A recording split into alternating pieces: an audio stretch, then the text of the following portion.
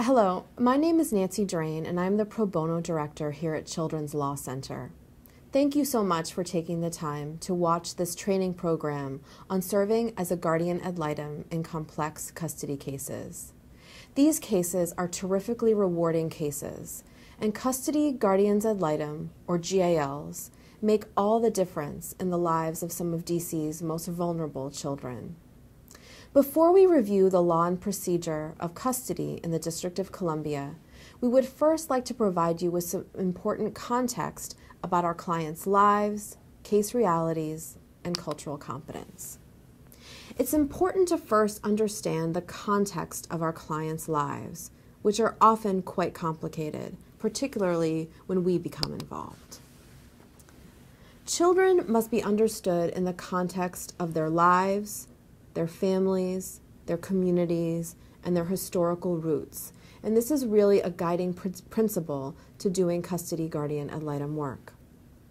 As a custody guardian ad litem, you must begin to understand the lives of the children that you represent.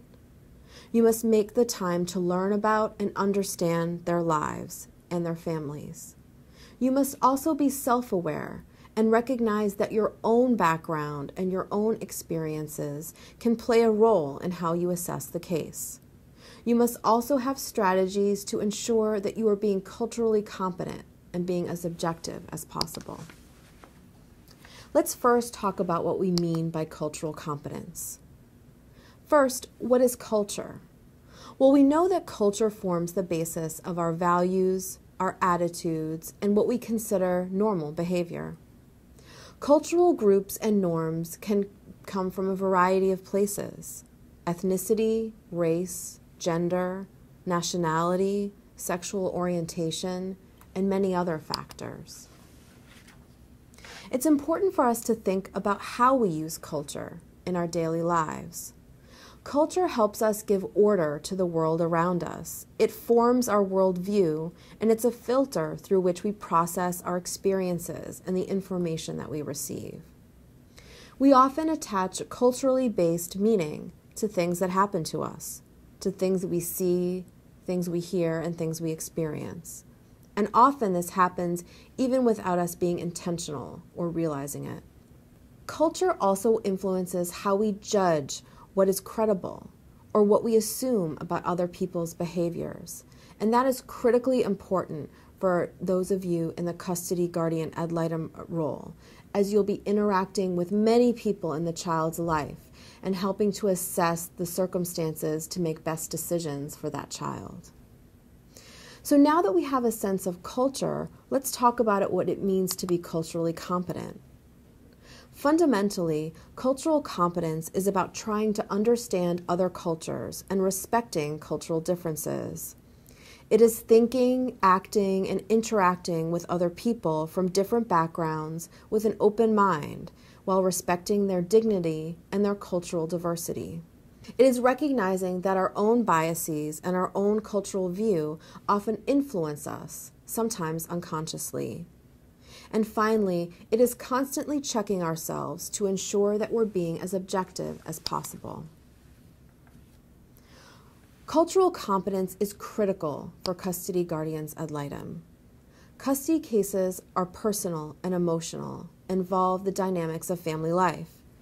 We are naturally informed by our own family experiences and our own perceptions and expectations of what family life should look like. It is important, though, in these cases that we not impose our own worldview and expectations on a family whose context is probably fundamentally different from our own. We must educate ourselves before we reach any conclusions about the families that we work with. Let's see how cultural competence might play out in a custody guardian ad litem case. Let's meet your custody guardian ad litem client, Jasmine. Jasmine is 10 years old with a 1.5-year-old brother. She lives in Southeast DC with her mother. You learn that there's a court case because Jasmine's father wants primary custody of Jasmine during the week. Through the course of your investigation in the case, you learn that Jasmine attends a charter school in Northeast DC, not her neighborhood school. And you also learn that she is almost always late for school. Before you even meet Jasmine and her family, you might draw some initial conclusions. You might assume that Jasmine should stay with her mother. You might think that the only explanation for Jasmine's tardiness is that her mother isn't making sure that she wakes up on time. You might think that she really should be attending her neighborhood school. That would be the best solution to the tardiness problem. What are you basing these conclusions on? You're basing them on some of your assumptions of your own family life, perhaps. You might assume that mothers are the ideal primary caregiver because your strongest parental relationship was with your mother. You may think that attending your neighborhood school is the best option for a child because you went to your neighborhood school and you liked being able to walk to school and go to school with kids that lived near you. And you may be thinking about stereotypes that you've heard about parents not caring about their child's education.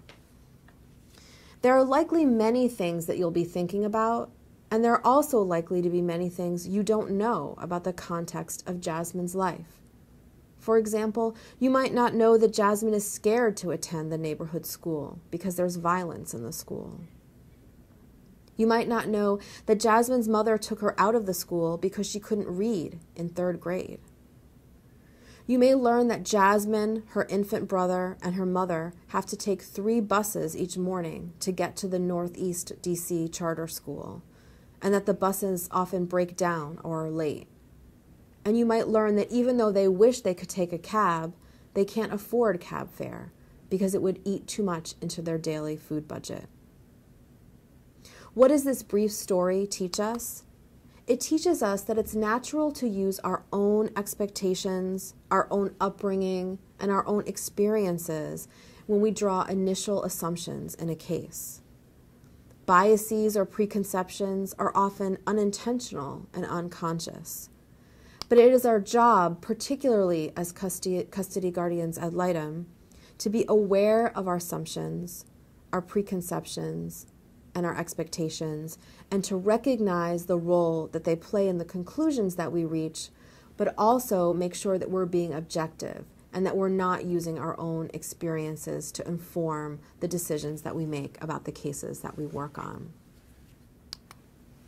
To start the process of learning about our clients' lives, we wanted to provide you with some case realities about the children and families that you'll be working with.